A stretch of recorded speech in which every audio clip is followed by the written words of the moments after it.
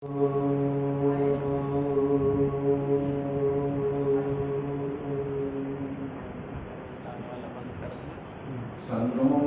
मित्रः सन्वरुणः सन्नो भगवद्वर्यमा सन्नो इन्द्रो बृहस्पतिः सन्नो विष्णुरुक्रमः नमो ब्रह्मणे नमस्तेवाय त्वमेव प्रत्यक्षं ब्रह्मासि त्वामेव प्रत्यक्षं ब्रह्म वदिष्यामि ऋतं वदिष्यामि सत्यं वदिष्यामि तन्मामवतु तदोक्तारमवतु भवतु मामवतोक्तारम् ॐ शान्तिः शान्तिः शान्तिः शङ्करं शङ्कराचार्यं केशवं बादरायणं सूत्रभाष्यकृतौ वन्दे भगवन्तौ पुनः पुनः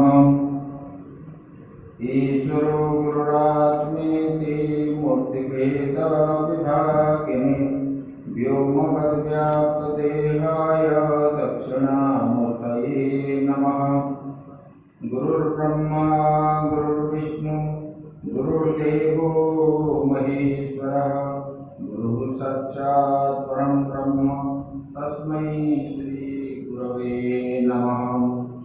वंशी विभूषितकरानवनीरदावान् पीताम्बरादरुणबिम्बफलाधरोष्ठान् पूर्णेन्दुसुन्दरमुखादरविन्दनेत्रान् कृष्णात् परं किमपि तत्त्वमहं न जाने। नारायणं नमस्कृत्य नरं चैव नरोत्तमं देवीं सरस्वतीं व्यासं ततो जयमुदीरये। मूकं करोति वाचालं पङ्गुं लङ्घयते गिरिं यत्कृपातमहं वन्दे परमानन्दमाधवम्। सच्चिदानन्दरूपाय विश्वोत्पत्त्यादिहेतवे तापत्रयविनाशाय श्रीकृष्णाय वयं नमः। ये सच्चिदानंद भगवान की, सद्गुरुदेव महाराज की, श्रीमद्भागवत महापुराण की। नमः पार्वती पते हर हर महादेव। श्री कृष्ण गोविंद हरे मुरारे हे नाथ नारायण वासुदेव। श्री कृष्ण गोविंद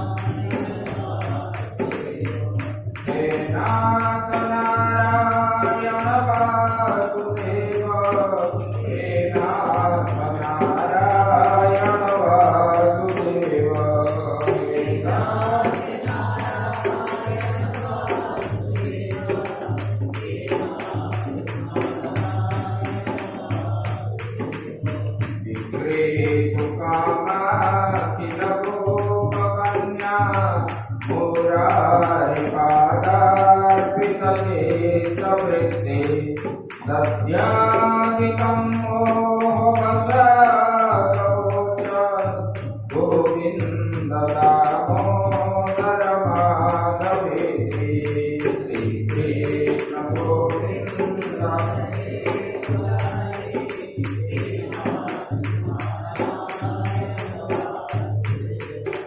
हे नाथ नारायण वासुदेव, हे नाथ नारायण वासुदेव, हे नाथ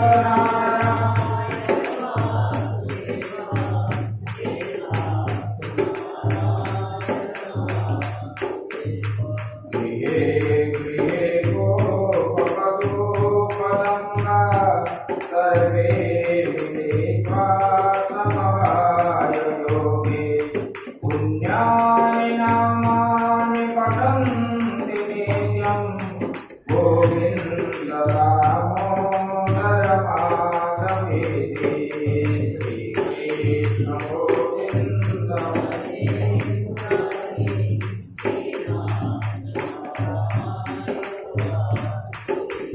हे नाथ नारायण वासुदेव, हे नाथ नारायण वासुदेव, हे नाथ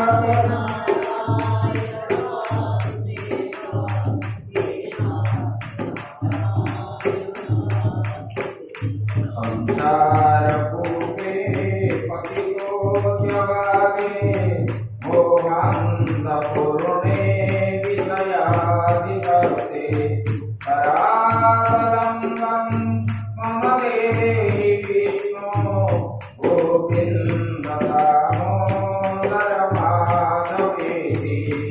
श्रीकृष्ण गोविन्द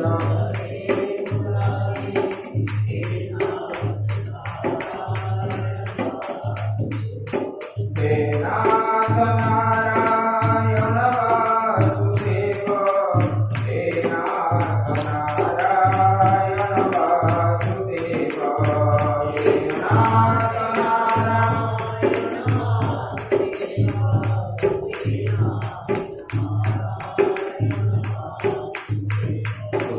दुःखावसाने चिदमेव सारं, दुःखावसाने चिदमेव गेयं, देहावसाने चिदमेव जातं गोविन्द दामोदर माधवेति। श्रीकृष्ण गोविन्द राधे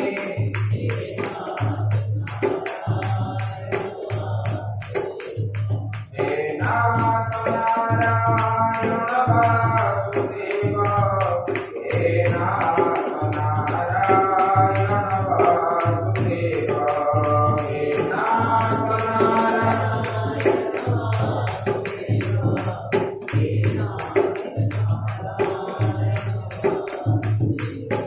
श्रीकृष्ण राधा गोकुलेश गोपाल गोवर्धननाथ विष्णु जीवे विवस्वा मृतमे तदेव गोविन्द दामोदर माधवेति। श्रीकृष्ण गोविन्द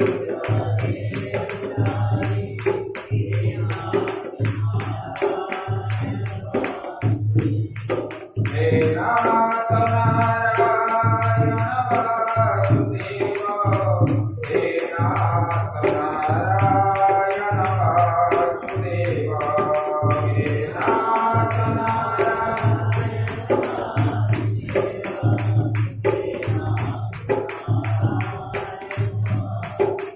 हे सच्चिदानंद भगवान की जय।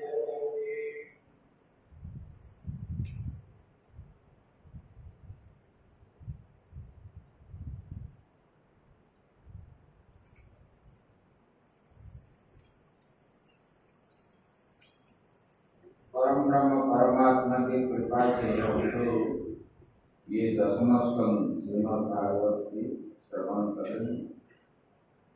भगवान की बाल लीला है। तो भगवान ने कैसे माखन चुराते थे ये सब कल हम श्रवण कर लिए।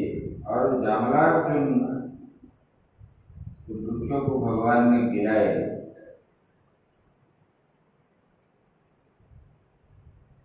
गिरने से जो आवाज हुआ, भयंकर शब्द हुआ, और सब नंद बाबा गोपों ने सब वहां पर पहुंच गए। उनके मन में शंका हुई, और शंका ये हुई कि कहीं बिजली तो ना गिरी। और सबके सब भयभीत होकर के वृक्ष के पास आ गए और देखे तो दो वृक्ष गिर चुके थे। लेकिन ये लोग समझ नहीं पाए ये गिरा कैसे। उसके बाद जब देखे, उनका देखते ही भ्रमित हो गए। लेकिन ये भगवान के कमर में जो बंधा हुआ था वो खोले देखे।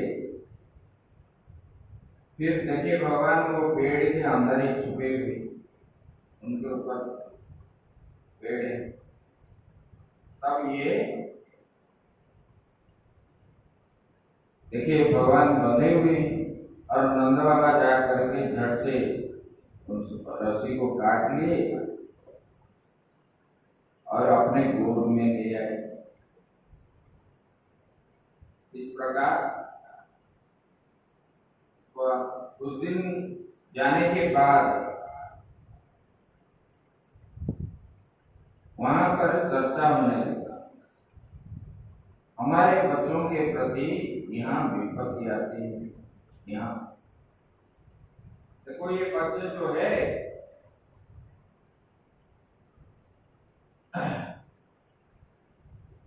बच्चों को मारने के लिए ये राक्षस लोग आते हैं और एक विपत्ति के बाद एक, ये सब सोच करके बोले कि उन लोगों ने एक बैठक बुलाए। गोप वृद्धा महोत्पात ननु भूय बृहत्वने नंदादय समागम्य ब्रज कार्य ममंत्रयन्।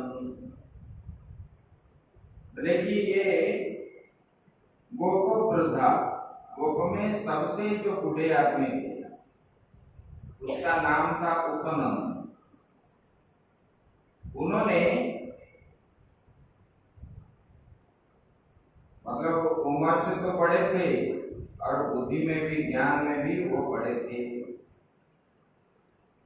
और उनको पता था किसी स्थान पर किसी वस्तु में कैसे व्यवहार करना चाहिए। और उन्होंने सब लोगों को बुला करके कैसे नंद बाबा के घर में जो राम और श्याम है, भगवान श्री कृष्ण और बलराम सुख में रहे, वो बताने लगे। देखो यहाँ जो है बृहद वन, गोकुल को बृहद वन भी बोलते, लेकिन यहाँ पर बड़ा हमारे बच्चों को विपत्ति आती है, तब हम लोग क्या करते हैं, ये बृहद वन को हम त्याग देते हैं, नई जगह में चले जाएंगे। और सब लोगों ने ये बात को मान ली। लेकिन कहाँ जाएंगे?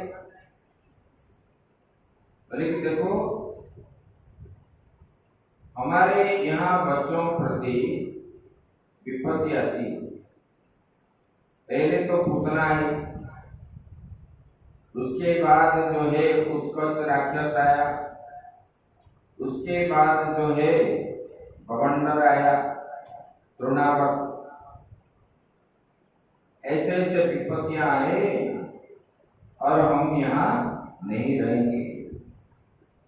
और हम तो, हमारे बच्चे तो मरने वाले थे, लेकिन उनको जो है सर्वशक्तिमान परम ब्रह्म परमात्मा नारायण ही उनको बचाए। और हम अभी क्या करें? बोले यहाँ और नहीं रहे। बोले कहाँ जाए? वनम वृंदावनम नाम पशव्यम नवकाननम गोपो गोपी गवाम सव्यम पुण्याद्रि तृणविरुद्धम। बोले कि वनम वृंदावनम नाम, और हम जहाँ जाएंगे वो वृंदावन है। और ये क्या है? बोले कि ये बड़ा सुंदर कानन है, यहाँ वृक्ष आदि अच्छे अच्छे है, देखने में भी बड़ा सुंदर है। और हमारे गौओं को चरने के लिए वहाँ घास भी है, और जमुना के तट पर ही है, और वहाँ हम चले जाते हैं। ऐसे बोलने लगे। बोले कि वहाँ जब ऐसे बोलने लगे तब सब लोग मान गए। और जैसे प्रातः हुआ, सब लोग अपने अपने बैलगाड़ी में सामान रख करके अपने परिवार के साथ अपना जो धन संपत्ति पशु आदि सबको लेकर के एक स्थान से दूसरे जगह चले गए, वृंदावन चले गए गोकुल से। और वहां पर जब गए, वहां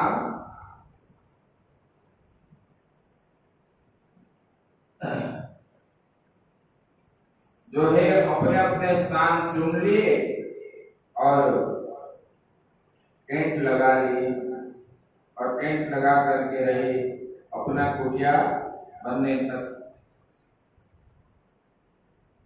और वहां सब लोग आनंद हुए देख करके वन को,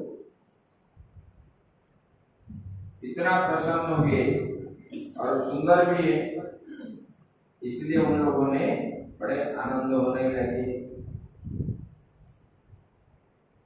उसके बाद वहां जब गए, भगवान को 5 साल हो गया था,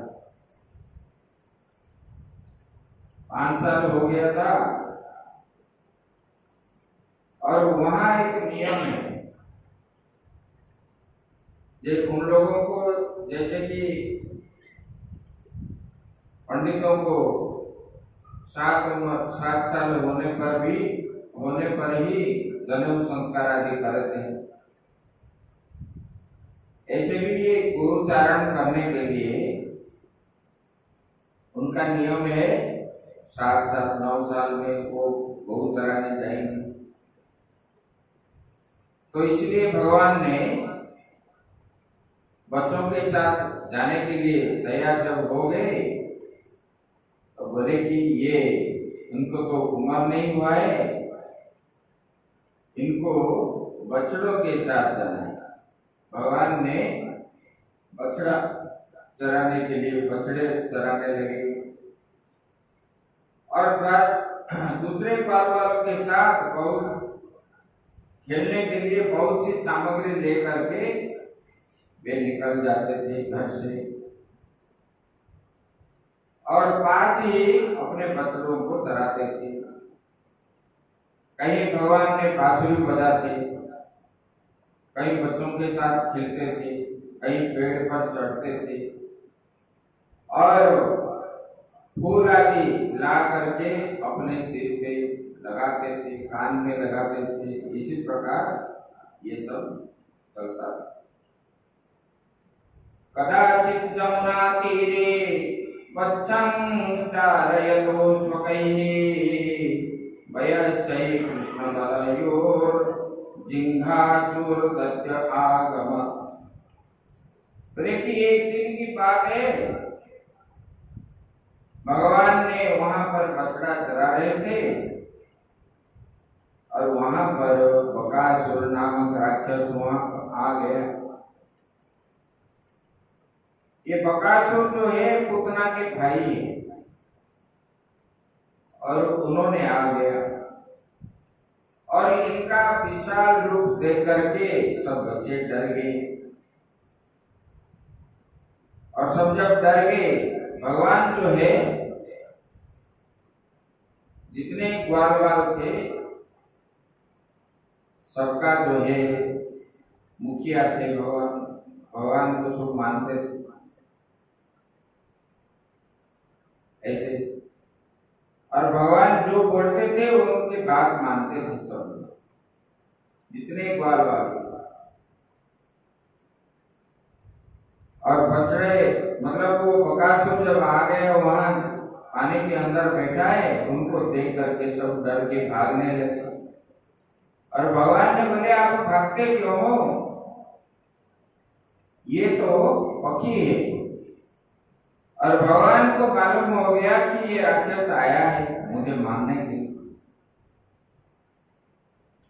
तो बोले कि आप रुको, आप लोग रुको, मैं उनके पास जा रहा हूं। देखो तब सब लोग वापस आए और भगवान उनके पास गए। पास जा करके उनको थोड़ा बहुत हाथ लगाए, हाथ लगा करके फिर सामने आए, चारों ओर देखने लगे। तो उन्होंने भगवान को झट से आक्रमण कर लिया अपने चोंच से,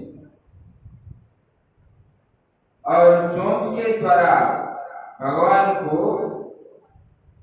अंदर ले गया था। लेकिन भगवान जान गए इनके विचार, इतना गर्म हो गए भगवान, तो उनको लगा कि जैसे अग्नि मेरे अंदर जल रहा है, तो उन्होंने उगल दिया। फिर भगवान को आक्रमण करने लगे। तो भगवान ने उनके साथ युद्ध भी किए और इनको चोंच पकड़ लिए। फिर भगवान ने वो चोंच को लेकर के एक नीचे एक ऊपर ऐसे करके दो टुकड़ा कर दिए। अब वो बकासुर मुक्त हो गया।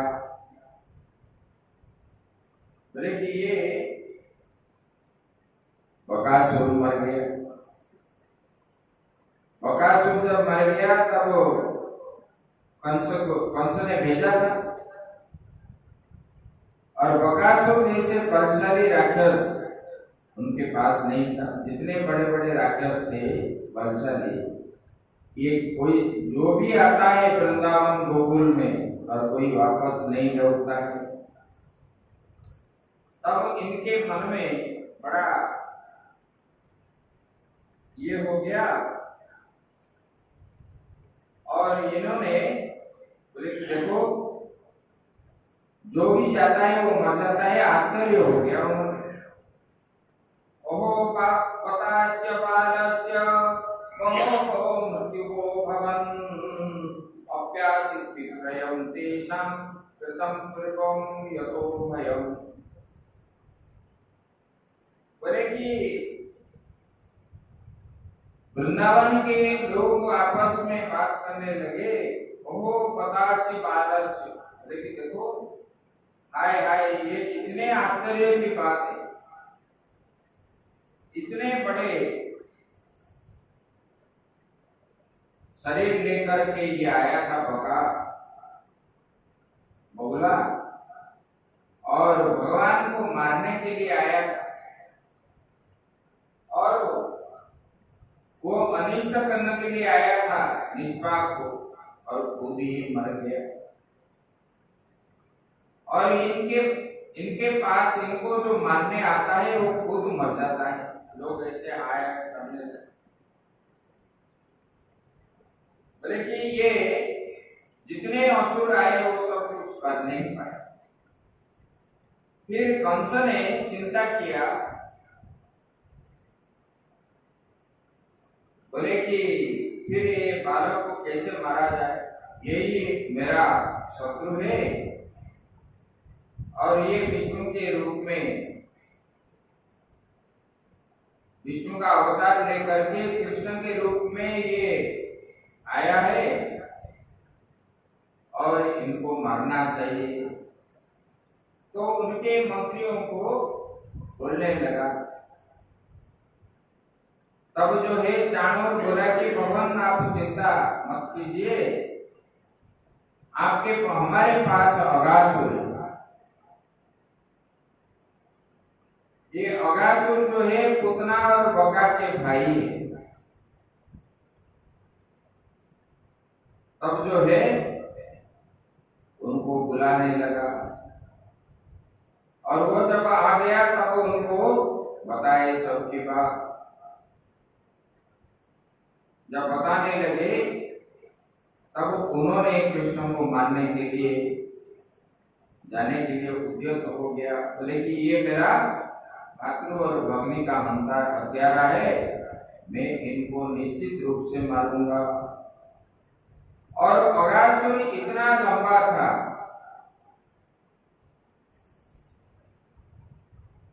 और उन्होंने आया, और आकर के एक दिन भगवान श्याम सुंदर ने वन में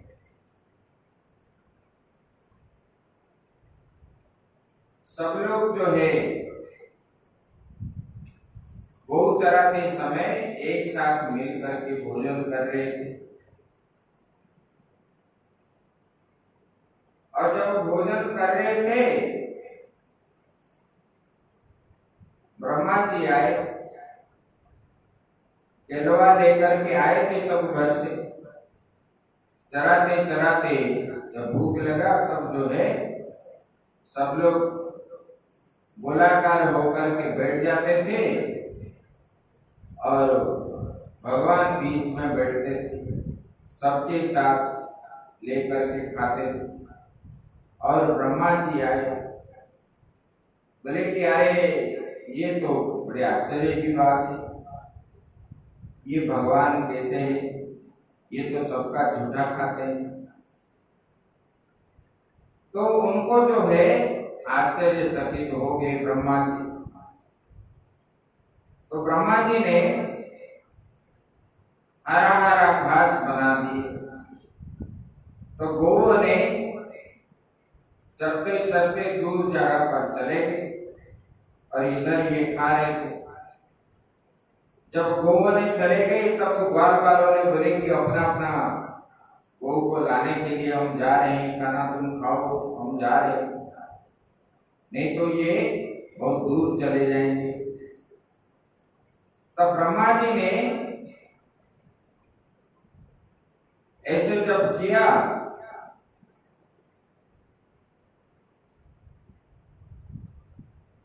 नहीं, ये नहीं, उन्होंने देखे ये खा रहे हैं, तब भगवान ने जान लिया कि ये ब्रह्मा जी आए हैं। और इधर अगासुर आया, अपना मुख को खोल दिया। ये खा रहे थे और देखने लगे कि इनके जो मुख था जैसे गुफा जैसे लग रहा था।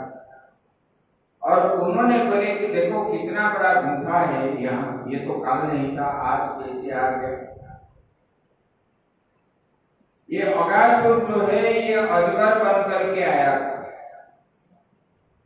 सर्प बन गया। ये अष्टवक्र ऋषि के श्राप से अजगर बन गया था। और इनका मुख जो दिख रहा था, क्योंकि ऊपर वाला मुख जो है आकाश की ओर, नीचे वाला मुख धरती पर, और जीवा जो है लाल दिख रहा था। और उसका शरीर जो है इतना बढ़ा दिया था, वो गुफा जैसे लग रहा था। तब बच्चों ने भगवान ने बुलाए, तब ये माने नहीं, उसके अंदर घुस गए। और भगवान को मालूम हो गया था कि ये जो है अगासुर आया है। तो भगवान ने बच्चों को जितने रुके वो कोई रुके नहीं और चले गए सब अंदर। जैसे अंदर चले गए वो ऐसे ही मुख रखा था, बोले कि कान्हा ये बढ़िया अच्छा जगह है, बढ़िया ठंडी लग रही है, आप भी आ जाओ। जब सब बार बार चले गए तो भगवान भी गए। भगवान जैसे गए उन्होंने अपना ऊपर वाला और नीचे वाला मुख बंद कर दिया। और जैसे बंद कर दिया, उनके विष ज्वाला से ग्वाल वाल आदि सब मूर्छित हो गए और मुख खोला नहीं। भगवान बहुत चेष्टा की, तब भगवान ने उनके गले के पास चले गए और अपने को पूरे अग्नि जैसे बना दी। तब ये अग्नि की ज्वाला जो है वो सहन नहीं कर पाया, अब मुख खोलने लगा। तब भगवान ने बल प्रयोग करके उनका ऊपर वाला मुख को ऐसे पीछे की ओर गिरा करके उनको वध कर दी। तब जो है उन शरीर से एक दिव्य पुरुष निकला, उनका मुक्ति हो गई। तब भगवान ने उनके अमृत नेत्र से जब सब बच्चों को देखे तब सब जाग उठे और सब बाहर आए।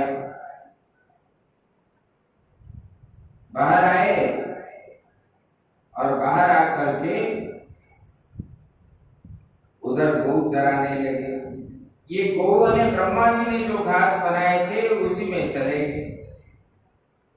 और जब चले गए ये बच्चों ने बुलाते वो गौ के पीछे पीछे जब गए, ब्रह्मा जी ने उनको जो है अपने कमंडल के अंदर रख ली, गौओं को ग्वाल वालों को, और लेकर के भागे। और भगवान ने देखे जब नहीं आए तब नाम लेकर के पुकारने लगे, तब मिले नहीं कोई। तो भगवान ने जान लिए ये ब्रह्मा जी का काम है, और उन्होंने ले गए मेरे सखाओं को। तब जो है अत्र भुक्तोऽप्यमस्माभिः दिवारूढं क्षुधार्तिता वत्सा समीकृतो विद्वा चरन्तु सनकैतृणाम्। ये जो है भोजन कर रहे थे और ये बच्चे जो है और गौ ने चलते चलते दूर तक जब चले गए तब ब्रह्मा जी ने अपने कमंडल में उसको लेकर के चले गए। जैसे ले गए भगवान ने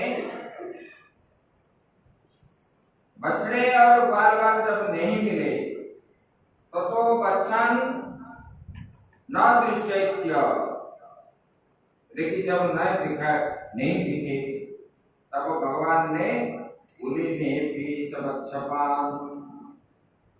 भगवान ने यमुना जी के पुलिन पर लौट आए और उन्होंने सोचने लगे ये ब्रह्मा जी का काम है। तब भगवान ने अपने शरीर से ग्वाल बाल भी निकाले, ग्वाल बाल भी स्वयं बन गए और गौ भी बन गए, बछड़े भी बन गए। और ये लोग जब सायंकाल हुआ तब इन्होंने आए घर, तब अपने माताओं ने बच्चों को अलग नहीं समझे और प्रेम करने लगे। और जो गौ है, बछड़े आदि है, ये भी सब अपने अपने होकर के रहने लगे। तब जो है ये बड़े आश्चर्य बात है। और एक दिन गिरिराज में ये लोग चरा रहे थे अपने गौ और बछड़ों को, तब बलराम जी ने देखे ये गौ भी कृष्ण है, बछड़े भी कृष्ण है, और जो है ग्वाल बाल भी कृष्ण के रूप में। जब वो पूछने लगे भगवान को, कान्हा ये सब क्या है मैं देख रहा हूं, तो भगवान ने बोले आप अभी नहीं समझोगे। तब बलराम जी को और बताए नहीं। तब जो है भगवान ने ऐसे 1 साल जब हो गया और ब्रह्मा जी आए, अपने धाम से आए, नीचे देखे तो ब्रह्मा जी जो बनाए थे, ले गए थे बच्चे, वो बच्चे भी वहां पर है। जैसे गौ ने ले गए थे गोओं को, वो गौ भी है, बछड़े भी है। तब ब्रह्मा जी दोषी माने अपने आप को, बोले कि उन्होंने फिर ग्वाल और बछड़ों को छोड़ दिए और भगवान के सामने कैसे जाएंगे, लज्जित होंगे। तब उन्होंने, ब्रह्मा जी ने भगवान को स्तुति करने लगे। नौमित्यते प्रपवपुषे तडिदम्बराय भुजागतं वतंस परिपिच्छलं पद्मुखाय। बोले कि ये भगवान, वो स्तुति कर रहे हैं, बोले कि आप ही एकमात्र है। बोले कि स्तुति करने की योग्य जो है आप एक ही है संसार में। मैं आपके चरणों में बार बार प्रणाम करता हूं, क्योंकि ये शरीर जो है वर्षाकालीन मेघ के समान श्यामल है, इस पर स्थिर बिजली के समान आपके ये जब सब मालाएं जुड़ती है, झिलमिल करती है, और आपसे सुंदर इस संसार में और कोई नहीं है। ऐसे ऐसे वर्णन करके भगवान का स्तुति करने लगे। बोले कि भगवान, आपने ही मुझे बैठाया, ये सारा संसार को बनाया आपने, आपके अतिरिक्त जो है कोई है ही नहीं संसार को चलाने। मतलब उत्पत्ति स्थिति प्रलय का कारण भगवान आप ही हो, आप ये संसार का निमित्त उपादान कारण है। इसलिए भगवान, मैंने आपको बार बार नमस्कार करता हूं, ऐसे प्रणाम करने लगे। बोले कि आपके विषय में श्रुतियां भी वर्णन नहीं कर पाते, क्योंकि आपके बारे में जानना इतना आसान नहीं है। आप तो अनंत है, बोलते हैं ना, हरि अनंत हरि कथा अनंता। बोले कि भगवान, आपका कथा भी अनंत है, आप भी अनंत है। अनंत मतलब जिसका नाप नहीं कर पाते, उसको बोलते हैं अनंत। मतलब इतना व्यापक है। बोले कि भगवान, आप जो है, इसलिए आपको क्या है, नारायण है, क्योंकि आप जल में निवास करते हैं।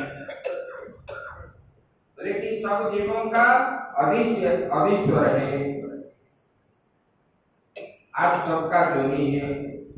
मया दक्षिण प्रकृति सूर्यति सचराचरम। भगवान ने बोले कि मैं ही इस संसार के अध्यक्ष के रूप में प्रकृति द्वारा ये चराचर जगत को मैंने उत्पन्न किया।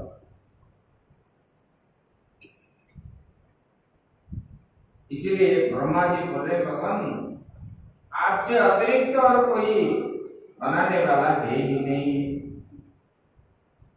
ऐसे ऐसे स्तुति करने लगे। देखिए,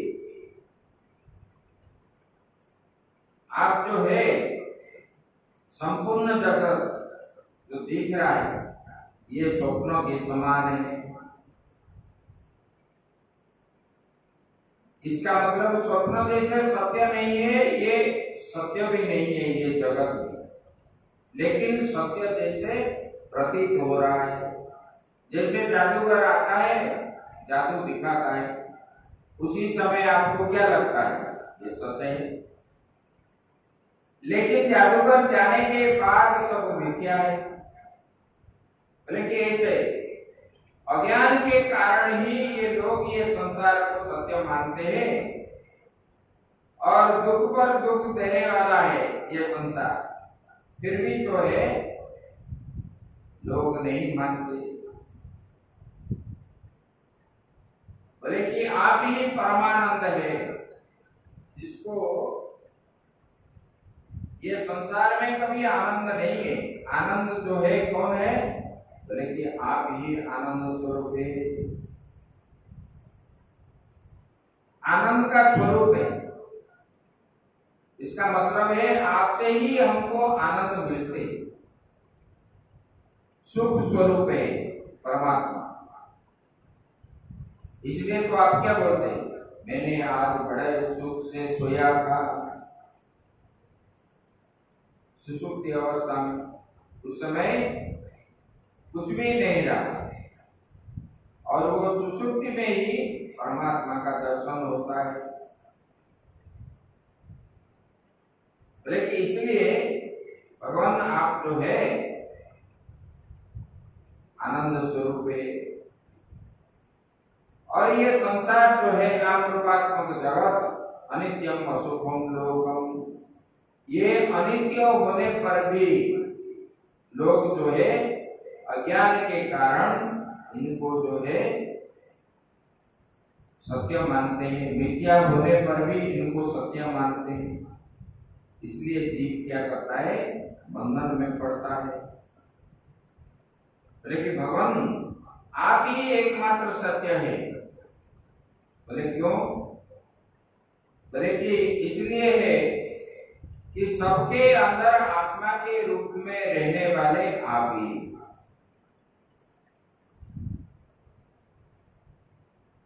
बोले कि हम आत्मा गुणा केश, भगवान ने बताया।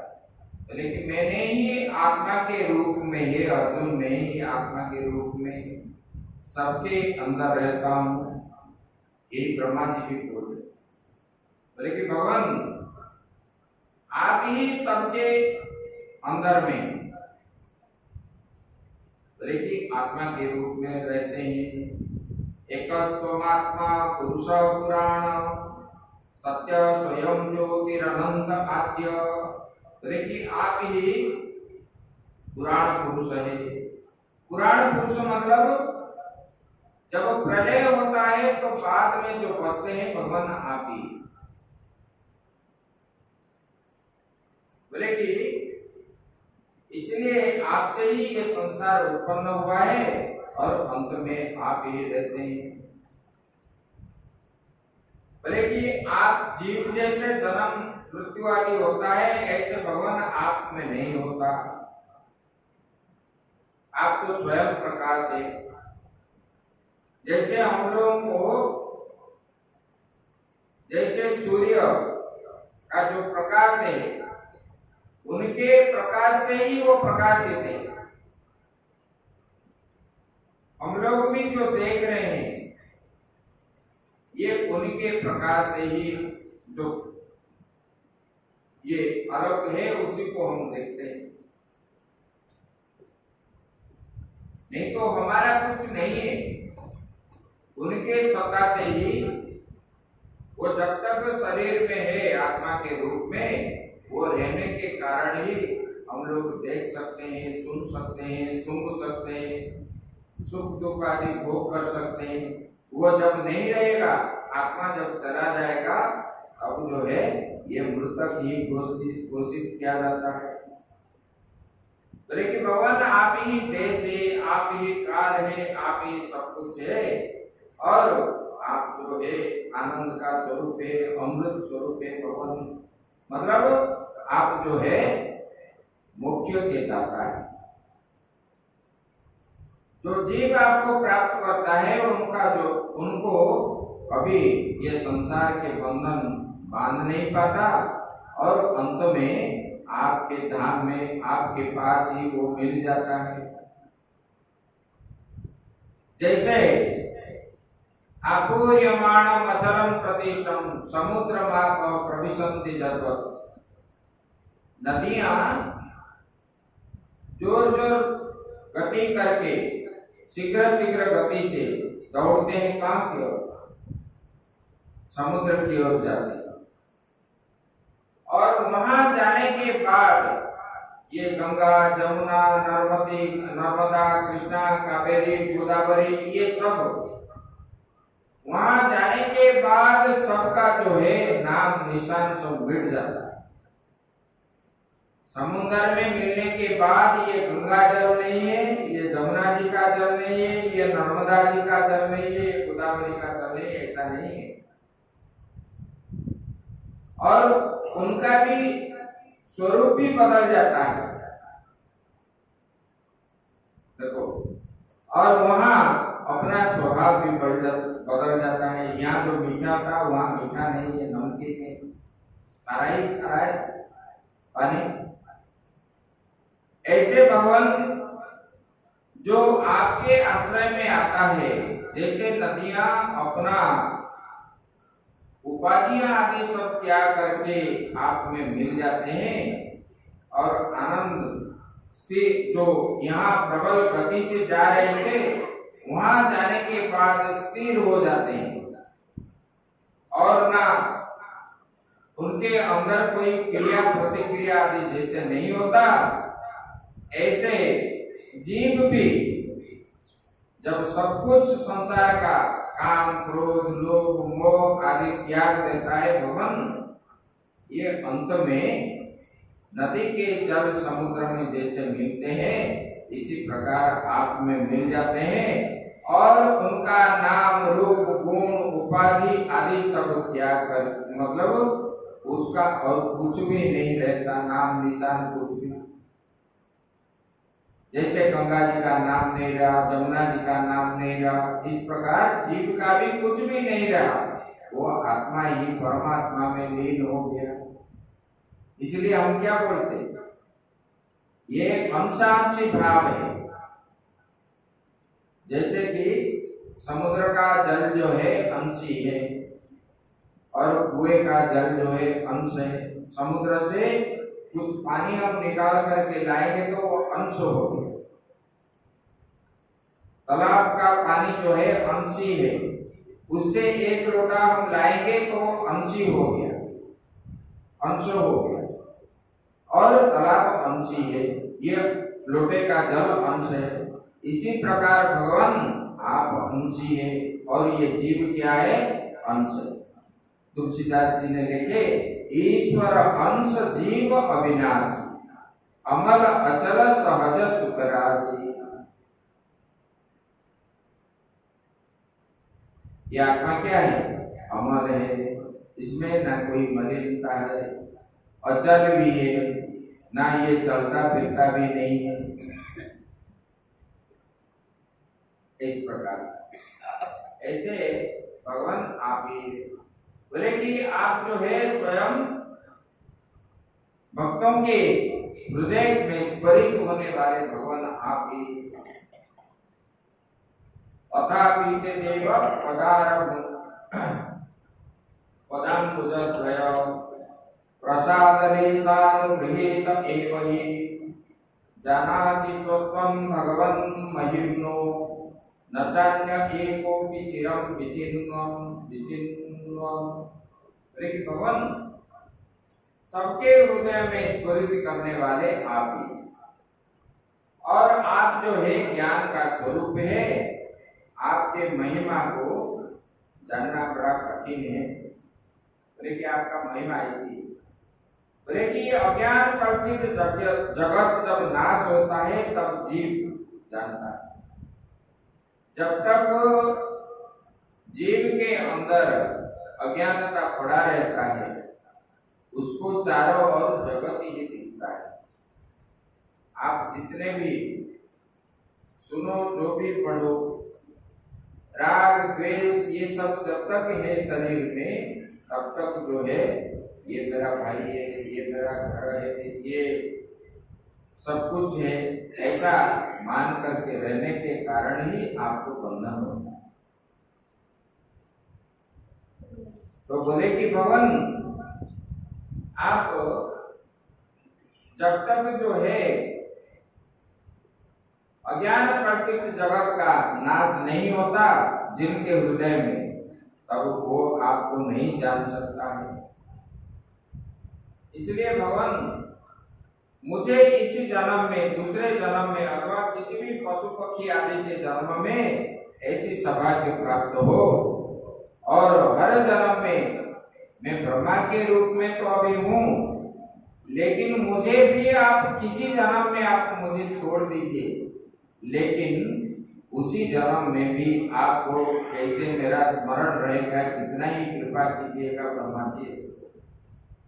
ऐसे ऐसे स्तुति करने लगे, और भगवान ने, ब्रह्मा जी बोले कि भगवान मैंने आपको पहचान नहीं पाया, मैं तो अज्ञानी हूँ, क्योंकि ये संसार बनाते बनाते, जीव को बनाते बनाते मेरा बुद्धि क्या हो गया, भ्रष्ट हो गया। काम करते करते आप लोग भी काम करते समय ना कभी कभी आपको भी पकड़ लेते हो, मालूम नहीं पड़ता। ऐसे ब्रह्मा जी बोलते हैं कि भगवान मैंने ये कर्म करते करते आपको पहचान नहीं पाया, भेद बुद्धि मेरे बुद्धि में आ गई, तो मैंने इसलिए एक काम कर लिया, तो भगवान मुझे, मैं दोषी हूँ, आप जो दंड देना चाहते हो दीजिए। जब इस प्रकार स्तुति करने लगे तब भगवान ने उनको क्षमा किए और ब्रह्मा जी चले गए। उसके बाद भगवान ने बड़े हो गए। देखो ये ब्रह्मा जी के कमंडल में ये ग्वाल वालों ने रह करके 1 साल गुजर चुका है, 1 साल, पूरे 1 साल हो गए। और जब ब्रह्मा जी से निकल करके आए और उसी दिन घर में जब पहुंचे, बोले कि आज लाला ने अगासुर को मारा। देखो 1 साल बीत गया और उन लोगों को स्वप्न जैसे मालूम हो रहा, उनको कुछ याद भी नहीं है, घर में बताए, और उस समय अगासुर मर के 1 साल हो गया। तब सब लोग जो है आश्चर्यचकित हो गए और जाकर के देखे। उसके बाद एक दिन गौ चराते चराते भगवान ने मथुरा की तरफ चलने लगे। वहां एक ताड़ वन था और वृक्षों की शोभा बनाते बनाते भगवान ने बलराम जी को बताते हैं, बोले कि दाऊ जी देखो, आपको जो है ये वृक्षों ने आपको स्वागत कर रहे हैं, आप जैसे कंदर्प जैसे आप लग रहे हो ये रास्ता में चलते समय, इसीलिए आपको आपकी सुंदरता को देख करके ये वृक्ष आदि आपको स्वागत करते हैं और अपने श्री चरणों में ये फूल फल आदि जो है जैसे अर्पित करते हैं ये लोग, और आप जो है इनके प्रति बड़ा कृपा कीजिए। ऐसे ऐसे भगवान ने वर्णन करके गौ चराते चराते बड़े धूप में जा रहे। जाने के बाद वो पहुंच गए ताड़ वन के पास, और ताड़ का पेड़ जब देखे तब ग्वाल वालों ने बोलने लगे, हमने कभी नहीं खाया ताड़, और बोले कि हे भगवान आपने, आप दोनों ही, बोले कि ताऊ जी को बोले आप दोनों ही हमको खिला सकते हो, हमने कभी ताड़ खाए नहीं। तब भगवान ने बोले ठीक है खाओगे, खिलाएंगे। तब भगवान ने बलराम जी को बोलने लगे, तो बोले कि इन लोगों को ताड़ खिलाना चाहिए। तब भगवान ने, बलराम जी ने पेड़ों को हिलाया, जब हिलाया तो ताड़ ऊपर से गिरने लगा नीचे, और उसी जंगल में ये ताड़वन में धेनुकासुर रहता था गौ के रूप, और उनके भय से ये ताड़वन के पास कोई भी नहीं जाते, क्योंकि धेनुकासुर है और सबको खा जाता था। तब जब ये पेड़ का आवाज जब उनके श्रवण में आया, तब उन्होंने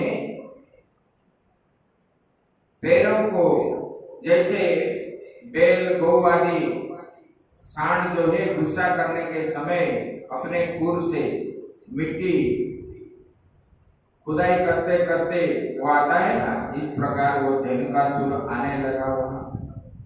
जैसे बलराम जी और भगवान को देखने लगा और गुस्सा उनका बढ़ गया, और मारने के लिए बलराम जी के पास जब आया, तब भगवान ने उनका पीछे वाला दो पैरों को पकड़ लिया और चारों ओर उनको घुमा दिए।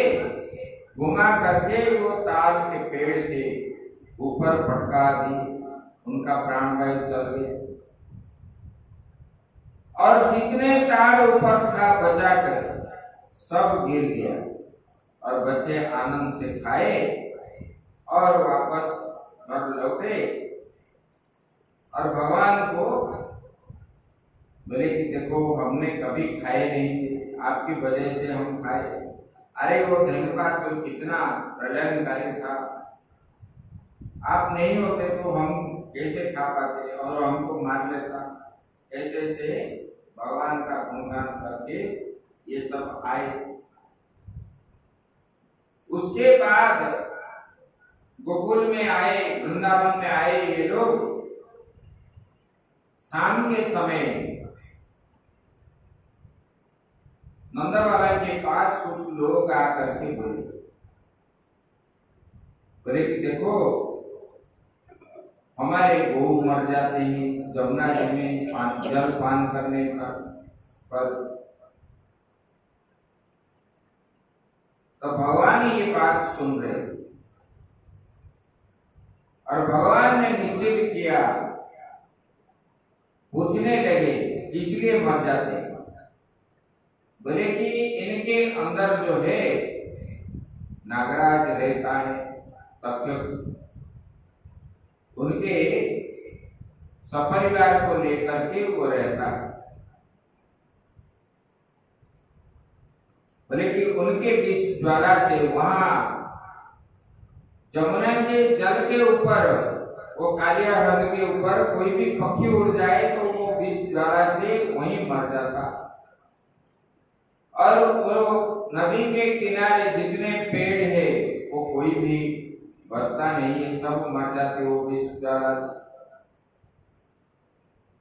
तब भगवान ने बच्चों को सवेरे जब गौ चराने के लिए गए, तब वहां पर लेके गए और वहां गेंद खेलने लगे बच्चों के साथ भगवान, और गेंद खेलने लगे। और भगवान ने उनके मित्रों को दिए गेंद, और जब ये दिए तब जो है उन्होंने ये गेंद मारा इतने जोर से जमुना में जाके गिरी। तो जिसका गेंद था उन्होंने रोने लगा, बोले कि मुझे गेंद चाहिए, और कृष्ण ने मारा वो ही ला करके देना चाहिए। तब रोने लगे। तब भगवान जो है पेड़ के ऊपर चढ़ गए और सब लोग मना कर रहे थे। बोले अरे कान्हा वहां पर मत जाओ, वहां कालिया रहता है और आप जाओगे तो वापस नहीं आओगे। भगवान ने किसी के बात नहीं माने और भगवान जो है पेड़ के ऊपर से कालिया हृद के ऊपर छलांग लगाए और सीधा कालियानाग जहाँ रहता था वहां पर पहुंच गए। उनके पत्नियों ने, कालियानाग उसी समय सोया था, उनकी पत्नियों ने जब देखे तो भगवान को देख करके बोले बालक तुम यहाँ क्यों आए हो? बोले कि अभी कालिया सोया हुआ है, आप चले जाओ। भगवान ने बोले मेरा गेंद लेने के लिए आया हूं, मैं तो गेंद लेके ही जाऊंगा। तो बार बार मना करने पर भी बोले कि तुमको तो कालियो मारे, बोले कि आप लोग मुझे बचा लोगे, आप माँ है। भगवान ने उनके पत्नियों को माता भी बना दी और उनके बातों पर वो कालिया नागिन आदि मोहित तो हो गए। बोले कि देखो ये कितना भोले वाला है। अरे वो कालिया नाग का स्वभाव जो है आप नहीं जानते, वो हम तो उनके पत्नियां हैं, उनके बाद हम जानते हैं। भगवान ने बोले कि मैं सबकी बात जानता हूं, अंदर अंदर ही बोलने लगे और बोले कि ये जो है मैं तो गेंद लेकर के ही जाऊंगा। इसके बीच में कालिया नाग उड़ गया। उनका निद्रा जब खुल गया तब जो है उन्होंने भगवान को जब देखा, उनके ऊपर झपटा भारी जोर से आया और भगवान को जो है अपने शरीर से बांध लिया और भगवान जो है हिल नहीं पाए। उसके बाद भगवान ने जान ली। भगवान पहले उनको बोलने लगे, बोले कि कालिया तुम मेरे शरण में आ जा, तुझे मैं कुछ नहीं करूंगा, माफ कर दूंगा, तुम ये कालिया रथ को छोड़ करके चले जाओ।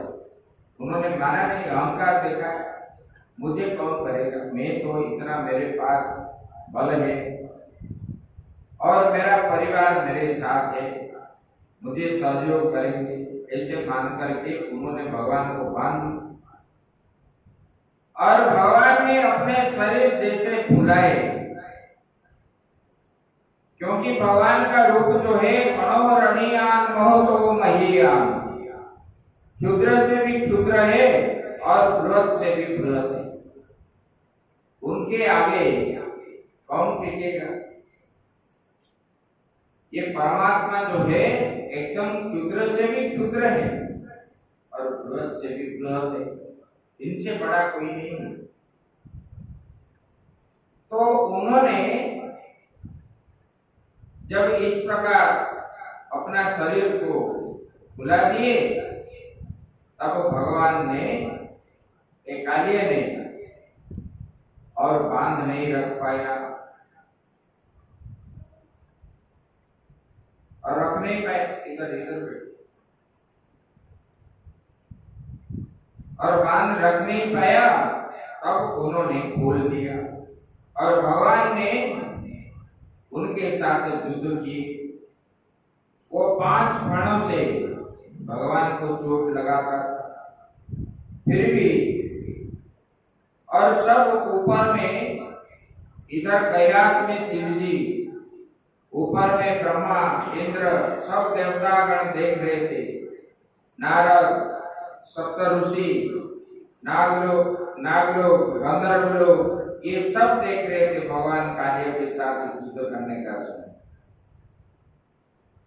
और भगवान ने उनको जो है उनके सिर पे चढ़ गए और दबा दिए अपने पैरों में और वो हिल नहीं पाया। उसके बाद कालिया ने त्राहिमाम बोलने लगा, बोले कि भगवान वो भगवान को, बोले कि भगवान, उनके पत्नियों ने पहले उनको जो है बोले कि देखो भगवान आपका जो अवतार हुआ है, न्यायो हि दंड कृता किल विशेषमिं स्वभावतार खल निग्रहाय दीपो सुतानाम अपि तुल्य दृष्टे दर्शे तमं परमेवनु संसनम्। बोले कि भगवान न्याय ही दंड कृता किल विशेषमिं, जो पाप करता है, पापी को दंड देने के लिए ही भगवान आपका अवतार हुआ। ये कालिया नाग जो है ये पापी है और आपका जो है स्व अवतार फल निग्रहाय। बोले कि आपने जो है ये अवतार लिए दुष्टों को दंड देने के लिए ही आपका अवतार हुआ है, क्योंकि ये लोग जान गए कि ये भगवान है। भगवान अगर नहीं होते तो काली नाग को कोई दमन नहीं कर पाता। तब उनके पत्नियों ने इस प्रकार बोले। बोले कि देखो, और बोले आपकी दृष्टि शत्रु और मित्र पुत्रों का भेदभाव भी नहीं है। ये शत्रु है, ये मित्र है, भगवान आपका पास नहीं। आप तो अवतार लिए, लेकिन आप जो है आपके जितने सारे जीव है सब आपके संतान है, आपसे उत्पन्न हुए। आपके पास कोई भेदभाव न होने के कारण ही आप ईश्वर है। भेदभाव रहता है तो जीव है, जीव के पास भेद रहता है, लेकिन भगवान आपके पास कोई भेदभाव नहीं है और आपके पास कोई पराया अपना ऐसा भी नहीं है। सबको समान देखने वाले भगवान आप है। लेकिन इसलिए भगवान आप जो किसी को दंड देते हैं और उसके पाप जो है प्रायश्चित भी कराते हैं, बोले कि उसका परम कल्याण करने के लिए ही आप दंड देते हैं, उनको दर्शन देते हैं भगवान। और बोले कि भगवान आप तो हमको ये सर्प जन्म दिया है, दुष्ट का जन्म, और अपना स्वभाव हम कैसे छोड़ पाएंगे। और नागपत्नियों ने बोलने लगे कि भगवान इधर तो हमको माता बोलते हो और हमको आप विधवा करोगे। तब भगवान ने उनकी बात पर छोड़ दिए कालिया को,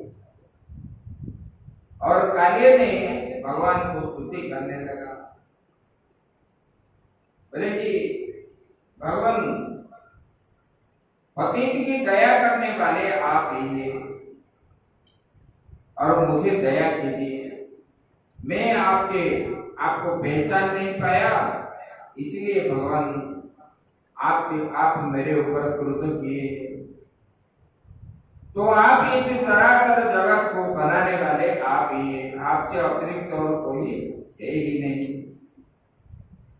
इसलिए भगवान बोले कि ये पंचभूत, उनकी तन्मात्राएं, इंद्रियां, प्राण, मन, बुद्धि, इन सब का खजाना चित्त जो है ये सब आप ही है।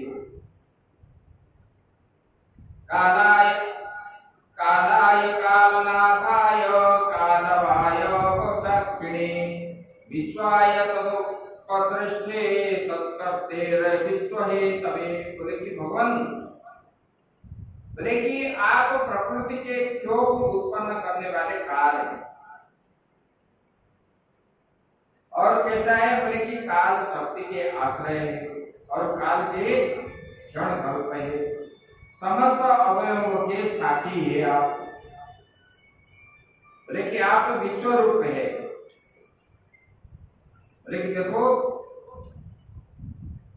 आप निर्गुण निराकार होने पर भी आप जो है सगुण साकार बनते हो। बोले कैसे?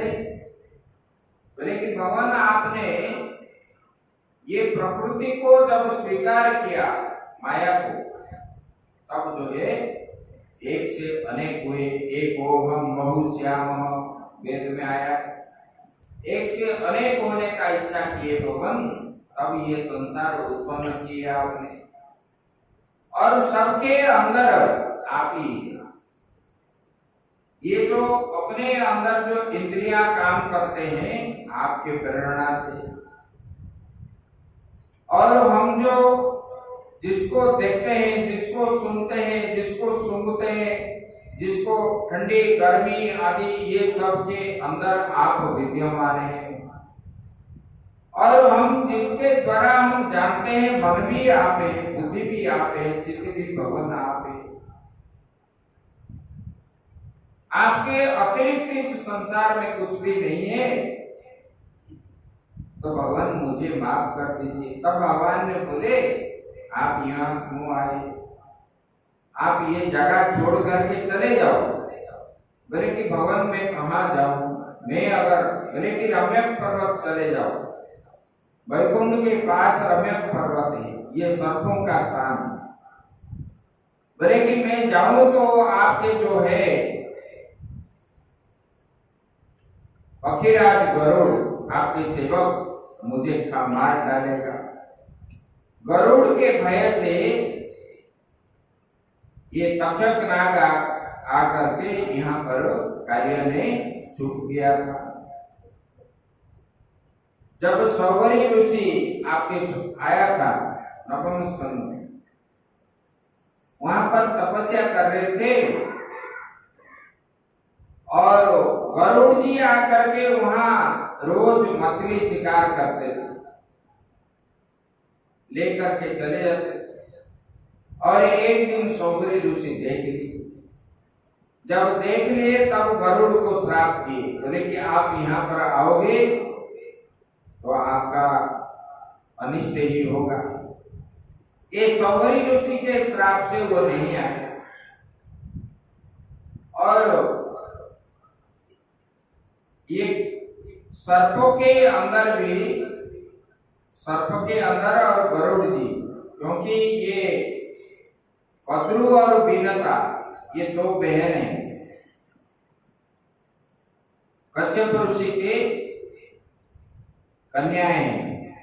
एक दक्ष के कन्या है, कश्यप ऋषि की पत्नी। और कद्रु से ये सब नाग उत्पन्न हुई। और ये जो है बीनता जो है गरुड़ की माता है। ये लोग एक दिन आकाश में घूम रहे थे और देखने लगे अश्विनी कुमार के घोड़े जा रहे हैं ऊपर, वो सफेद थे। और कद्रु ने बोलने लगी कि, बोले कि देखो ये घोड़ा कितना सुंदर है। और उसमें मैंने देखा और उसमें एक काला चिन्ह है। कद्रु ने बोले कि नहीं, तो ये बीनता ने बोले कि इसमें कोई चिन्ह भिन्न आदि नहीं। तब जो है बोले कि कल जाएंगे, अगर ये सच है तो बोले कि अगर सच होगा तो जो मतलब हारेगा वो उनका दासी बनेगा, सब सेवा करेगा, ऐसे लगा। तब कद्रु ने अपने पुत्रों को बोल दिए और वहां जाकर के घोड़े में ये लोग लग गए तो काला दिखने लगा। तब जो है बीनता ने इनके दासी के रूप में रहा बहुत दिनों तक। जब गरुड़ जी उत्पन्न हुए, ये देखे इनके माता जो है उनका सेवा करती रहती, दुखी है। तब गरुड़ जी ने उनको बचाए और गरुड़ जी ने ये सर्पों को मारने लगे। जब वो मारने लगे तब सर्पों के अंदर एक विचार हुआ, बैठक हुआ, बोले कि हम लोग जो है गरुड़ जी को भोजन के लिए परिवार से एक एक परिवार का उन्होंने बारी कर दी। तब ऐसे दे रहे थे, तब जो है गरुड़ जी नागों को नहीं मारते। और जब ये तक्षक नाग ये कालिया का आया बारी, ये तो राजा था, उन्होंने दिया नहीं, बोला कि गरुड़ मुझे क्या करेगा। जब गरुड़ जी कालिया को मारने के लिए आए तब जो है ये भय से, उनको मालूम था ये जमुना जी कालिया रथ को नहीं आ पाएंगे, तब वहां आकर के छुप के रहा था। तब भगवान ने बोले कि मुझे ऊपर लेके जाओ, तब ह्रद के। और इधर जो है ग्वाल वालों ने जाकर के नंद बाबा, यशोदा सब गांव में बता दिए वृंदावन में। तब सब लोग आ गए और छाती पीट करके रोने लगे। और यशोदा माता ने इतने रोए, वो कूदने के लिए जा रहे थे काले के अंदर, तब बलराम जी ने सबको समझाया, ये कान्हा जो है वो कभी मरेगा नहीं, उनको कोई मार नहीं पाएगा, वो ऐसा है। भगवान को मतलब बलराम जी ने ऐसे समझा बुझा करके इन लोगों को अटक करके रखे थे। जब कालियों ने लेकर के आया अपने फणों के ऊपर, भगवान ने वहां पर नृत्य करने लगे, नटराज रूप बन गए भगवान, और उन्होंने बांसुरी बजा करके नाचने लगे। भगवान जब यहाँ नाचने लगे वहां, और शिव जी कैलाश में रहने, भगवान का नटराज रूप देख करके शिव जी भी वहां तांडव करने लगे। हमारा तांडव स्तोत्र लिखा है ना, किसने? रावण ने शिव जी के ऊपर, उन्होंने रचना, जटा कटा हसम भ्रमम भ्रमम निलिर्पणे, वही बोले कि इस बाजा के ऊपर ही नृत्य चल रहा था, उसको बोलते हैं नटराज रूप। उसी में तांडव करते हैं, नृत्य करते हैं भगवान ने। और भगवान ने जब उनके मतलब माथा सिर के ऊपर उनका जो है पद चिन्ह भगवान स्थापित कर दिए, बोले कि जाओ काली, आपको ये चिन्ह देखने के बाद गरुड़ जो है कभी मारेगा नहीं। तब जो है कालिया ने वहां छोड़ करके अपने स्वस्थान चला गया। और भगवान जब आए, भगवान को देख करके ये लोग आश्चर्यचकित हो गए। तब इन लोगों को ये ज्ञान हुआ ये कोई साधारण मनुष्य नहीं है, लेकिन इतने युगों से ये कालिया नाग यहाँ रहता था, और इनको इन्होंने निकाल दिए, और देवता लोग उनके ऊपर पुष्प वृष्टि किए, प्रणाम करने लगे। तो हमारा लाला जो है कोई देवता ही है, ऐसे सब सोचने लगे। और जब कंस को ये बात पता चल गया, तब जो है कंस भी और घबरा गया, लेकिन इतना बलवान है, कालियों को निकाल दिया, आश्चर्यचकित। और वहां पर कालिय ह्रद के निकट ही रात्रि तो सायं हो गया था, तब और कोई वृंदावन नहीं आए, और सब लोग वहां लेट गए रात्रि में।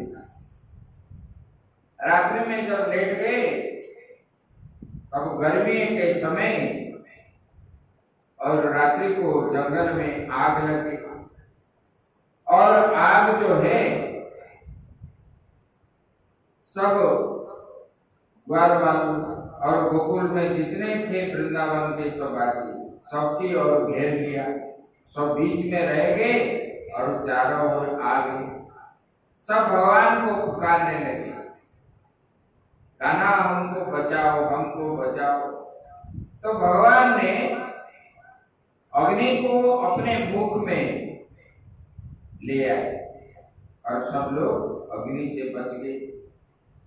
इस प्रकार भगवान की लीला जो है बड़ा अद्भुत है।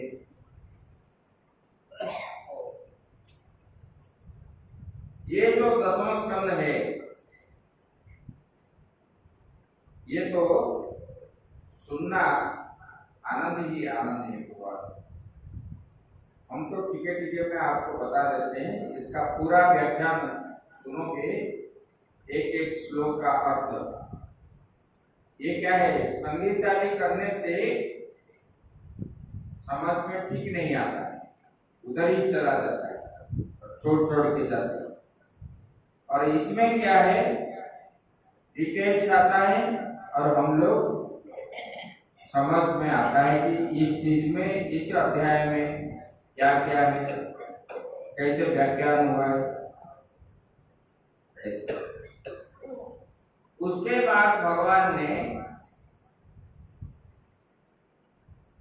प्रलंबासुर को वध किया। भगवान ने बोले कि एक दिन गौ चराने के लिए गए और बच्चों के साथ खेलने लगे। दो पक्ष हो गए, एक पक्ष जो है बलराम जी एक पक्ष में, एक पक्ष में कृष्ण जी। उनका शर्त था जिसको पीठ में लेकर के एक स्थान पर जाएंगे और उधर इतने समय में आएंगे, जो नहीं ले पाएगा वो हार जाएगा और उधर जो है वो बच्चे को छोड़ देगा। इस प्रकार शर्त लगाए, जो हार जाता था वहां पर। ये प्रलंबासुर ने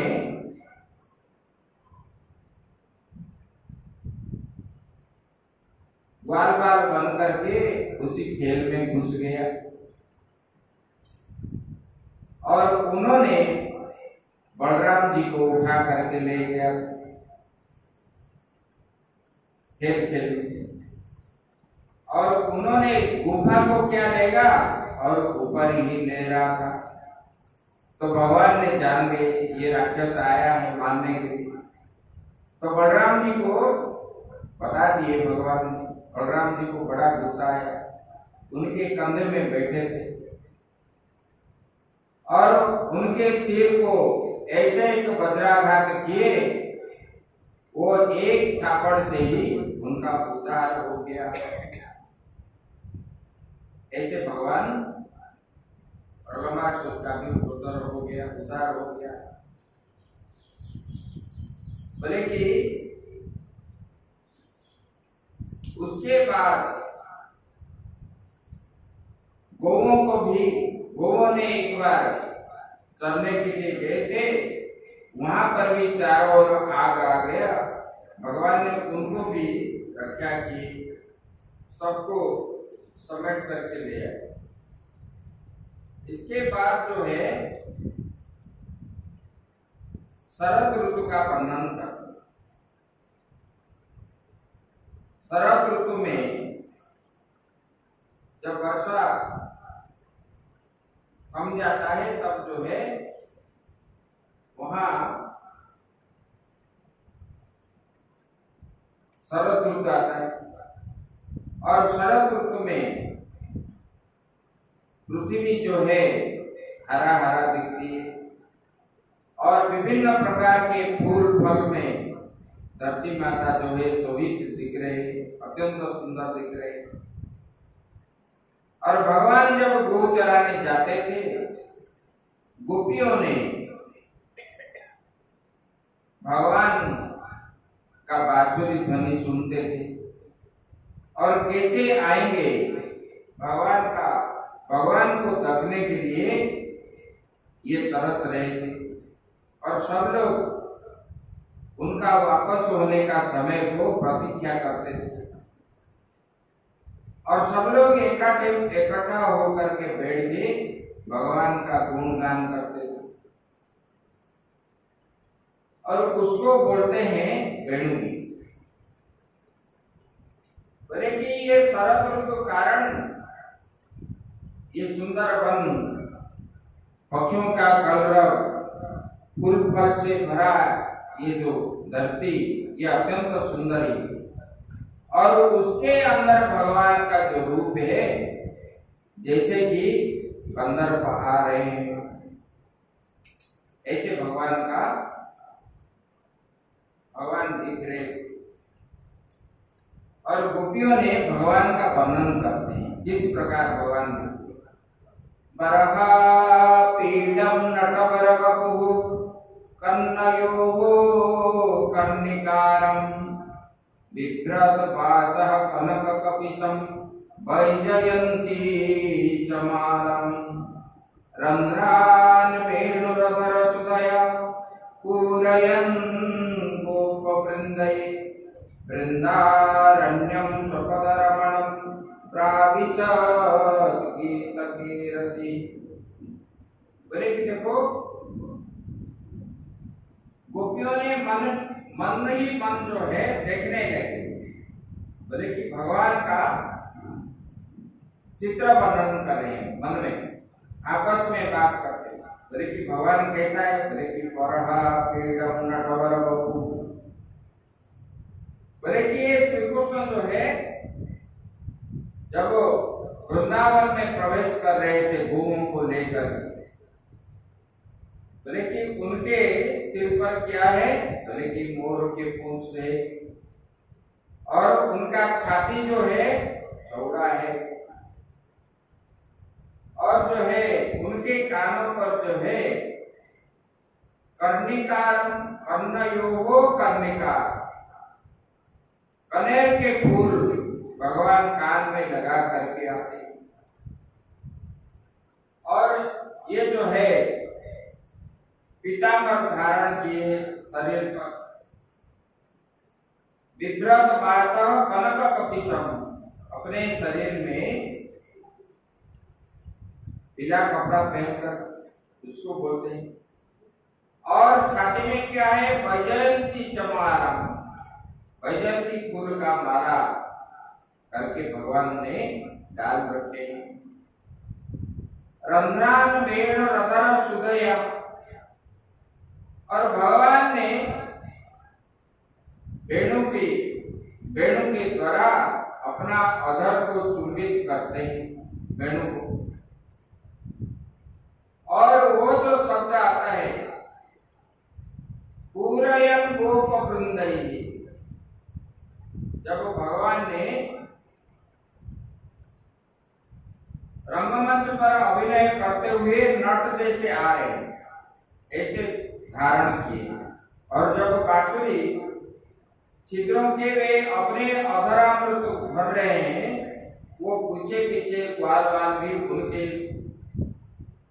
जैसे कोई देवता चाह रहा है उनके पीछे उनके आज्ञाकारी लोकपाल आदि जाते हैं, इसी प्रकार गोपाल जो है भगवान का कीर्ति गान करके आते रहते हैं।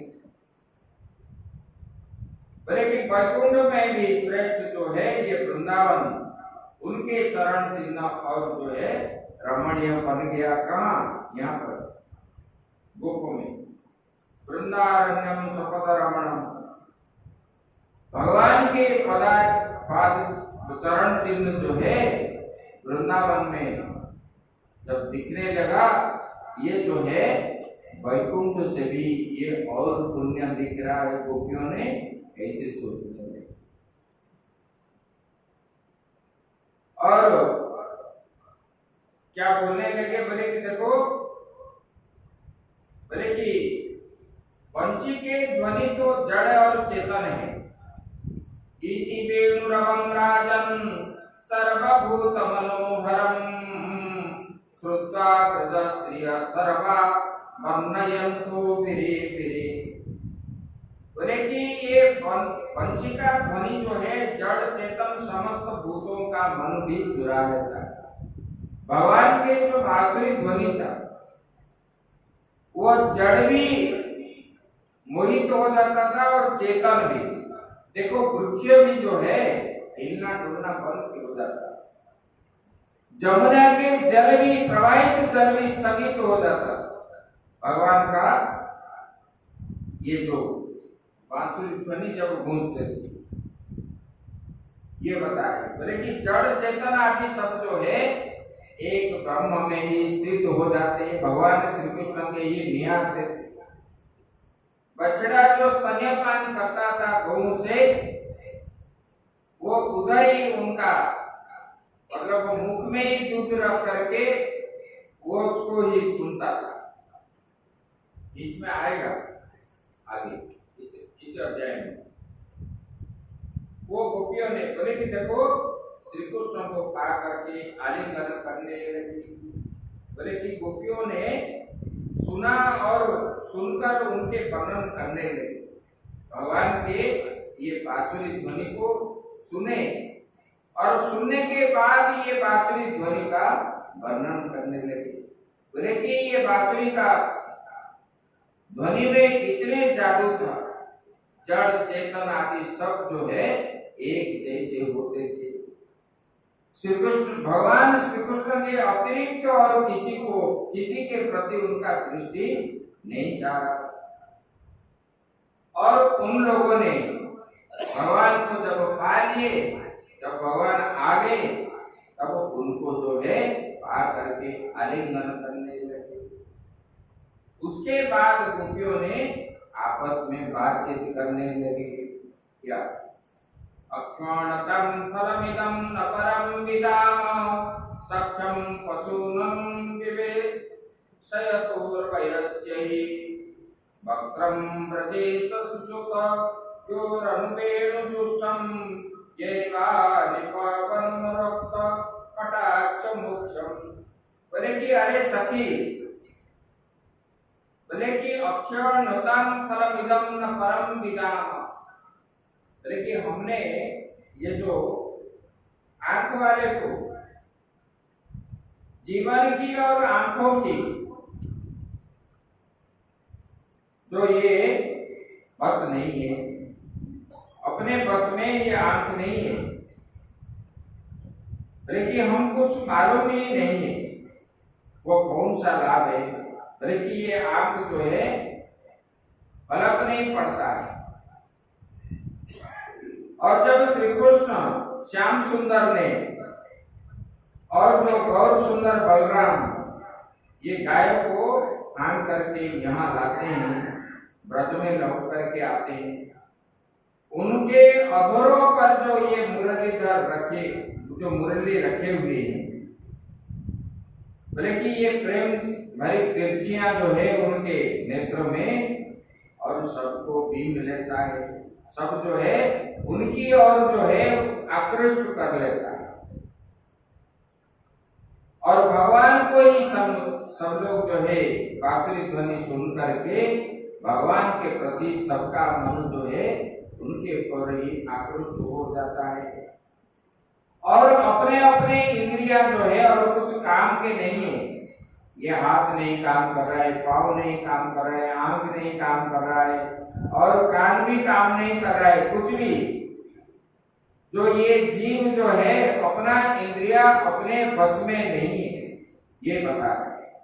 सबका लक्ष्य क्या है? भगवान श्री कृष्ण की ओर। और क्या बोलते हैं? बोले कि अरे सखी, जब वे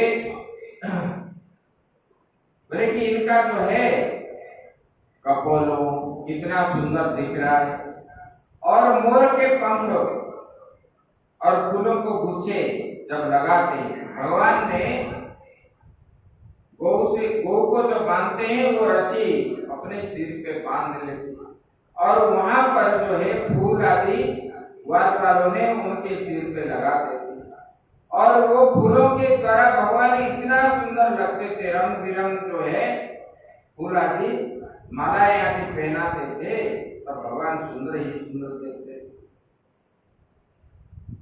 बोले कि ये जो बता रहे हैं, आकन्य वेणुरणितं सा कृष्णसारा पूजां दधुर्विरचितां प्रणयावलोकैः।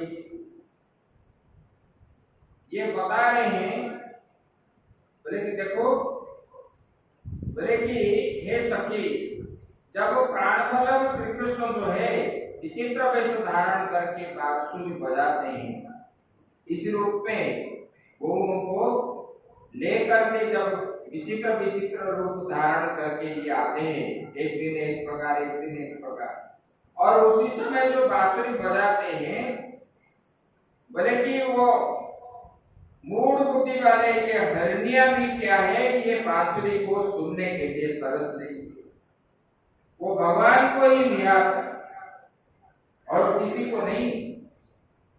उनका खाना पीना रहना सहना ये सब बंद हो जाता है। बोले कि वृंदावन में ऐसे, बोले कि देखो नंदन नंदन के पास वो चली आती है और प्रेम भरी नयन से उनको निहारती रहती है। ये ब्रोगड़िया भगवान के बांसुरी के सुनते सुनते भगवान के पास वो आ जाते हैं, और बता रहे हैं, बोले कि देखो, बोले कि अरे सखी, ये वृंदावन जो है वैकुंठ लोक तक पृथ्वी की कीर्ति का विस्तार कर रहा है। वैकुंठ में इतना सुंदरता नहीं है यहाँ पर जितना है। बोले कि यहाँ किस लिए? बोले कि क्योंकि यहाँ यशोदानंदन श्री कृष्ण जो है उनके चरण चिन्ह जो है चिन्हित हो रहा है, लेकिन वहां किसी का भगवान विष्णु का चरण चिन्ह वहां नहीं है वैकुंठ में। यहाँ कहीं भी जाओ ब्रज में, वृंदावन में, इसलिए तो उनका मिट्टी जो है लोग क्या करते हैं, प्रसाद के रूप में पाते हैं।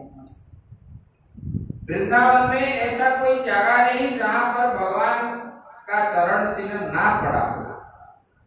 उद्धव जी को गोपियों ने स्पष्ट रूप से, ये नंद बाबा ने स्पष्ट रूप से बताया। बोले कि हम क्या करें, हम कैसे भूले उनको? बोले कि देखो कहीं भी आंख जाता है तो वो ही दिखता है।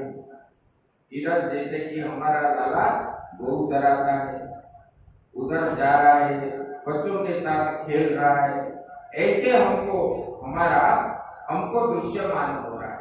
हम क्या करें? ऐसे ऐसे बोले। बोले कि देखो, बोले कि मोर आदि भी, हिरण तो आ जाते हैं, ये मोर आदि भी ये बांसुरी सुनते समय उनके ध्वनि पर ये ताल दे करके नाचते। बोले कि जो बछड़ा दूध पीता है वो भी क्या है, वो सुनता है और उनका दूध पीना बंद कर लेता है। और जिस गौ ने घास चर रही है उसका जो है चरना बंद हो जाती है और वो जो है बांसुरी ध्वनि सुनती रहती है। बोले कि ये उनका इंद्रियां अभी कुछ काम नहीं कर रही। बोले कि ये इंद्रियां शरीर में होने पर भी, जैसे कि आप लोग किसी चिंतन में रहते हो तो पास में कोई जाने पर भी आपको मालूम नहीं पड़ता है कोई गया है कोई आया है। बोले कि इसी प्रकार जब सुनते समय किसी को मालूम नहीं पड़ता है कि मैं संसार में हूं या ना हूं, इनका लक्ष्य किसमें है? भगवान में, श्री कृष्ण में। श्री कृष्ण के अतिरिक्त ये जो बताया ना, जड़ चेतन आदि पहले ही बता दिए। बोले सबका भाव किसमें है? भगवान में। देखो संसार में ये सब मिथ्या है, पहले बता दिए ये जगत मिथ्या है, ब्रह्म ही सत्य है। और ज्ञानी पुरुष जो होते हैं ये क्या करते हैं? वो चेतन को ही जानना चाहते हैं, जड़ को नहीं। और जो अज्ञानी होते हैं ये जड़ में ही लगा रहते हैं। हमको धन मिले, हमको ये भौतिक सुख प्राप्त हो, इस प्रकार ये भावना करते। धन चाहिए, सोना चाहिए, चांदी चाहिए, घर चाहिए, ये सब चाहिए, ये भौतिक सुख है। ये सुख जो है इसमें आनंद नहीं मिलता, इसमें दुख प्राप्त होता है। आनंद तो उसी परमात्मा में ही मिलता है और ये आनंद का स्वरूप है। इसलिए यानी उसी को पाने के लिए तरस रहा है। और बता रहे हैं, बोले देखो ये जो है जब उनके हृदय में देव्यो विमान कतयः स्मरणं न सारा ब्रह्मस्य प्रसून्न कबरा मुहूर्तनीभ्य। बोले कि देवंगाओं ने भी वो जो है बांसुरी ध्वनि सुनते आकाश में। भगवान का ये बांसुरी ध्वनि जो है त्रिलोक को सुनाई पड़ता है। त्रिलोक भगवान ने भी जो रास क्रीड़ा किए, भगवान एकांत में नहीं किए। लोग जो सोच रहे हैं ये गलत है। वहां पर देवता लोग देख रहे थे, ब्रह्मादि रास। ये रास जो है गोपियों के भगवान ने ये ब्रह्म ज्ञान की शिक्षा दे रहे हैं।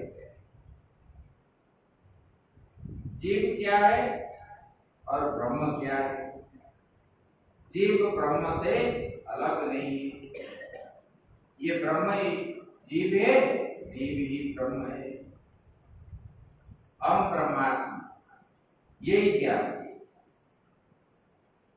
और ये नाचना गाना ये जो है, इसके माध्यम से भगवान ने उनको जो है एकाकार, गोपी और हमारे बीच जो है ब्रह्म और जीव में भेद नहीं है, अभेद है।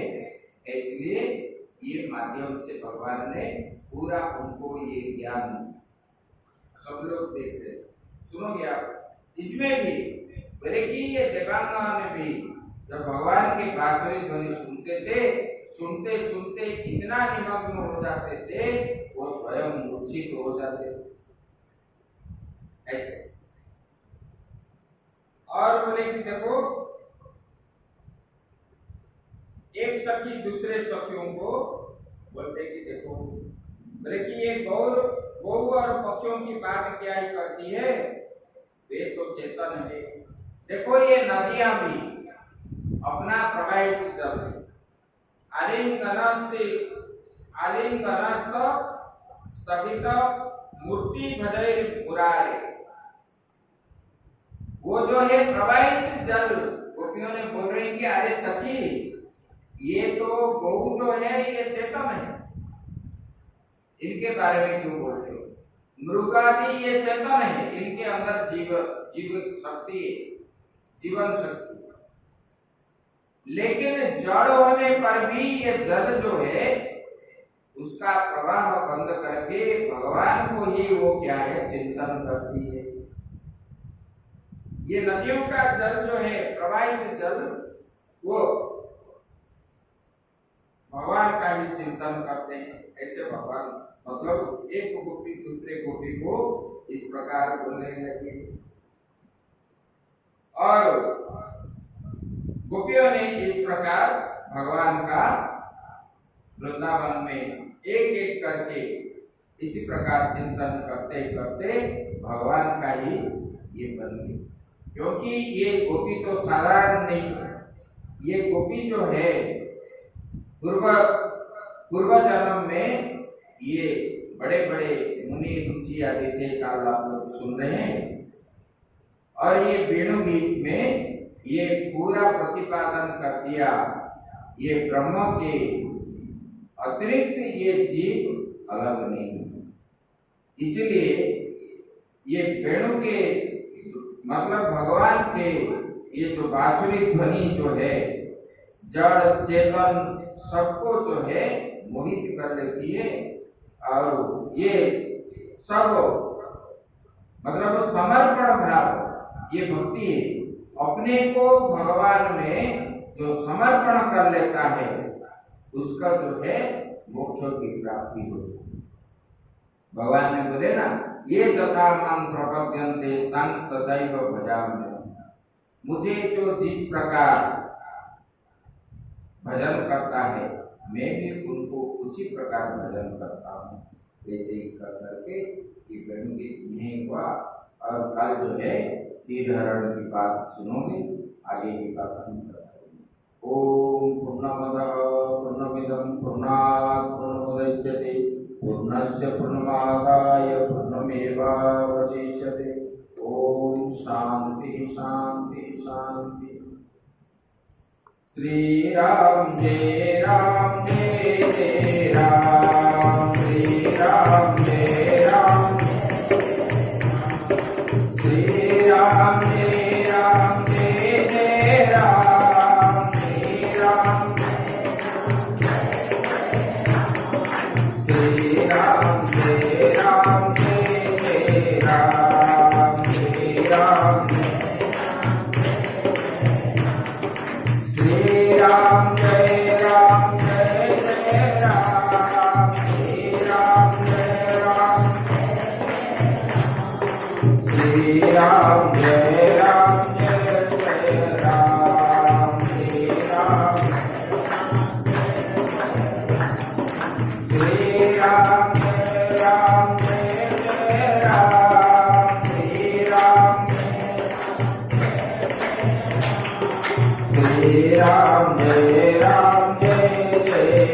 राम श्री राम श्री राम जय राम जय जय राम श्री सच्चिदानंद भगवान की श्रीमद् भागवत महापुराण की सद्गुरुदेव महाराज की धर्म की अधर्म का प्राणियों में विश्व का गौ माता की गौ हत्या गंगा जमुना मैया की नर्मदा मैया की बद्री विशाल भगवान की द्वारिकाधीश भगवान की रामेश्वर भगवान की बलभद्र स्वामी की सुभद्रा माता की जगन्नाथ स्वामी की चक्र सुदर्शन की श्रीबंकी बिहारी लाल की गिरिराज महाराज की राधा रानी की काशी विश्वनाथ भगवान की पवन सुत हनुमान की राम लाला की आद्य गुरु शंकराचार्य भगवान की अपने अपने गुरु महाराज की आज के आनंद की ओम नमः पार्वती पते हर हर महा